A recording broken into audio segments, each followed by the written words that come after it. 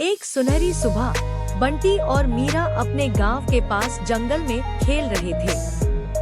वे सबसे अच्छे दोस्त थे और हमेशा ऊर्जा और जिज्ञासा से भरे रहते थे।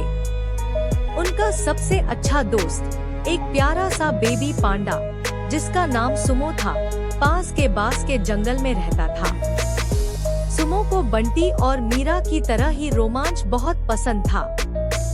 वह छोटा, मुलायम और हमेशा इधर-उधर लुढ़कता रहता था, जिससे वे हंसते रहते थे। एक दिन उन्हें एक पुराने पेड़ के तने के अंदर एक रहस्यमय नक्शा मिला। उस नक्शे में जंगल के भीतर एक छिपे हुए झरने का रास्ता दिखाया गया था। कहा जाता था कि झरने के पीछे कोई खजाना छिपा है। उत्साहित होकर तीनों दोस्त निकल पड़े। बंटी नक्शा लेकर आगे आगे चल रहा था, जबकि मीरा रास्ते में कोई सुराग देखने की कोशिश कर रही थी।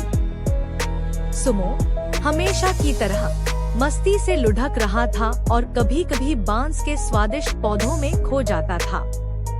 जैसे ही वे जंगल में आगे बढ़े, उनके सामने एक चौड़ी नदी आ गई। अब हम इस नदी को कैसे पार करेंगे? मीरा ने पूछा। सुमो, जो बहुत होशियार था, पास में तैरते हुए कुछ लकड़ी के लट्ठे देखे। थोड़ी मेहनत से उन्होंने लट्ठों को एक साथ जोड़कर पुल बना लिया।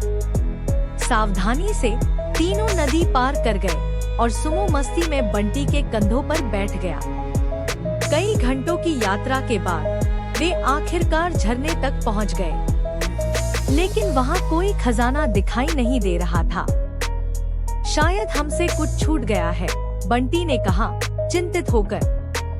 सुमो, जो हमेशा जिज्ञासु रहता था, ने झरने की पानी की परत के पीछे एक छोटी सी गुफा देखी। देखो उधर, मीरा ने चिल्लाया।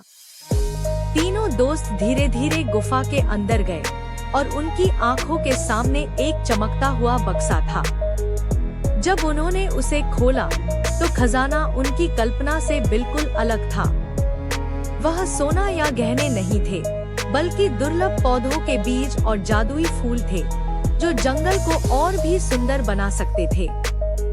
चलो इन्हें गांव के आसपास लगाते हैं, बंटी ने उत्साह से कहा। मिलकर बंटी, मीरा और सुमो घर लौटे और जादुई बीजों को लगाया, जिससे उनका गांव रंगों और जीवन से भर गया। हर कोई उन पौधों को देखकर हैरान था और बंटी, मीरा और सुमो गांव के हीरो बन गए।